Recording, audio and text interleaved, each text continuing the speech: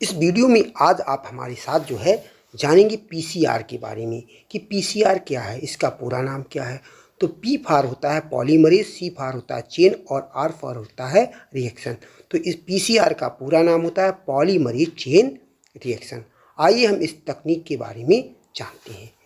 PCR जो होती है एक आधुनिक उन्नत जीव विज्ञान प्रयोगशाला तकनीक है। इस तकनीक का विकास सन 1983 में कैरी मुलिस ने किया था, जिसके लिए इन्हें नोबेल पुरस्कार भी प्रदान किया गया। इस तकनीक का उपयोग डीएनए की प्रतिलिपियां बनाने के लिए किया जाता है जब हमारे पास डीएनए की मात्रा बहुत कम होती है, जिससे उसका विश्लेषण या परीक्षण कर पाना बहुत कठिन होता है। तब हम पीसीआर का उपयोग करके उस डीएनए को लाखों गुना बढ़ा देते हैं ताकि उसका अध्ययन, परीक्षण और विश्लेषण आसानी से किया जा सके। पीसीआर के लिए कौन कौन से कंपोनेंट या घटकों की हमें आवश्यकता होती है। तो पीसीआर के लिए हमें जो है कई घटकों या कंपोनेंटों की आवश्यकता होती है। तो पहला कंपोनेंट है टेम्पलेट डीएनए। पहला कंपोनेंट कौन सा है जो हमें आवश्यक होता है पीसीआर तकनीक के लिए? तो टेम्पलेट डीएनए। तो टेम्पलेट डीएनए जो होता है डीएनए का वह भाग या टुकड़ा या अंश होता है जिसको हमें बढ़ाना होता है या जिसकी प्रतिलिपियां हमें तैयार करनी होती हैं। अगला जो है कंपोनेंट है प्राइमर। प्राइमर जो होता है छोटी न्यूक्लियोटाइड का अनुक्रम होता है, छोटी छोटी न्यूक्लियोटाइडों का अनुक्रम होता है जो लक्ष्य डीएनए के दोनों सिरों पर जाकर के जुड़ जाता है। छोटी न्यूक्लियोटाइडों का अनुक्रम जो है प्राइमर कहलाता है और ये जो टारगेट डीएनए होता है उसके दोनों सिरों पर जाकर के क्या है, जुड़ता है। अगला जो है कंपोनेंट है डीएनटीपीएस। तो नई स्ट्रैंड बनाने वाली न्यूक्लियोटाइड जो होती हैं उन्हीं को जो है हम डीएनटीपीएस कहते हैं, जैसे ATGC। ये जो है नई स्ट्रैंड बनाने वाली जो है न्यूक्लियोटाइड होती हैं। अगला जो है कंपोनेंट है टैग पॉलीमरेज। ये जो है उच्च तापमान पर स्थिर रहता है और नए स्ट्रैंड डीएनए के जो है नए स्ट्रैंड का संश्लेषण करता है। और अंतिम इसका कंपोनेंट होता है थर्मल साइक्लर, जिसे हम पीसीआर मशीन कहती हैं। थर्मल साइक्लर को ही हम क्या कहते हैं, पीसीआर मशीन कहते हैं। और ये मशीन जो है तापमान को चरण दर चरण क्या करती है, नियंत्रित करती है। अब हम जो है पीसीआर प्रक्रिया के बारे में जानेंगे।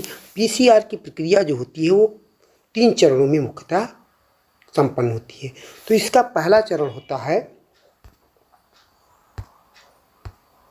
विकृतीकरण। पीसीआर का पहला चरण क्या है, विकृतीकरण, जिसे हम डीनेचुरेशन कहते हैं।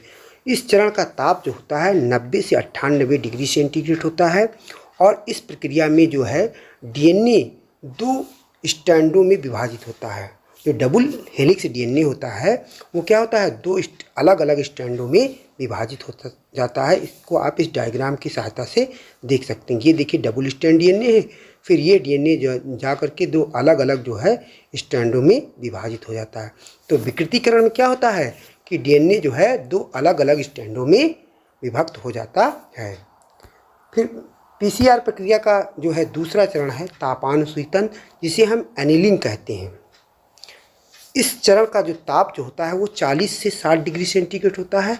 इसमें जो प्राइमर होता है वो लक्ष्य डीएनए के 3 फ्रैंक वाले सिरे पर जुड़ जाता है। आप यहाँ पर देख सकते हैं कि जो सिंगल स्ट्रैंड डीएनए प्राप्त होते हुए थे उनके 3 फ्रैंक वाले सिरे पर यहाँ ये देखिए यहाँ पर जो है प्राइमर आकर के दोनों स्ट्रैंडों पर जो है जुड़ता है। ये इसका 3 फ्रैंक सिरा है और ये जो है इसका 3 फ्रैंक सिरा है। तो तापानुशीतन में क्या होता है, प्राइमर जो होता है लक्ष्य डीएनए के 3 फ्रैंक सिरे वालों पर जो है डीएनए के जो है स्ट्रैंडों पर जाकर के जुड़ जाता है। अगला स्टेप है, तीसरा स्टेप है दीर्घीकरण या जिसे हम एक्सटेंशन कहते हैं। और इस चरण का ताप जो होता है 72 डिग्री सेंटीग्रेड होता है। और इसमें टैग पॉलीमरेज जो होता है वो नए न्यूक्लियोटाइडों को जोड़ करके डीएनए की प्रतिलिपियां बनाता है। तो इस प्रकार जो है पीसीआर जो तकनीक होती है वो इन 3 चरणों में कंप्लीट हो जाती है। अब हम इसके फुल डायग्राम को जो है पीसीआर की तकनीक को देखते हैं कि देखिए यहाँ पर ये डायग्राम है। इस डायग्राम में जो है पीसीआर के तीनों चरणों को बहुत स्पष्ट तरीके से यहाँ पर हमने जो है दिखाया। देखिए ये जो है डबल स्ट्रैंड डीएनए है, और जब इसकी डेनेचुरेशन स्टेप होता है तो इसमें डीनेचुरेशन स्टेप होता है तो इसमें जो है ये double strand DNA single strand DNA में जो है अलग अलग हो जाता है।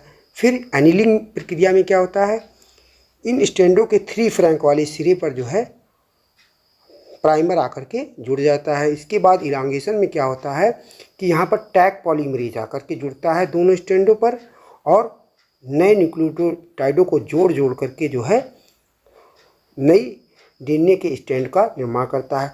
और इस प्रक्रिया को यदि 30 से 40 बार दोहराया जाए तो जिसके परिणाम स्वरूप लाखों से अरबों डीएनए की कापियाँ बन जाती हैं। इस प्रकार जो है पीसीआर तकनीक का उपयोग करके जो है हम डीएनए की मात्रा को या डीएनए के सैंपल को क्या करते हैं, बढ़ा देते हैं, जिससे उसका अध्ययन, परीक्षण और विश्लेषण आसानी से किया जा सकता है। अगला है पीसीआर का हम उपयोग कहाँ पर करते हैं। पीसीआर का उपयोग जो है कई जगहों पर किया जाता है। तो इसका पहला उपयोग है डीएनए फिंगरप्रिंटिंग में। जब डीएनए का फिंगरप्रिंटिंग बनानी होती है तो उस समय हम पीसीआर का प्रयोग करते हैं।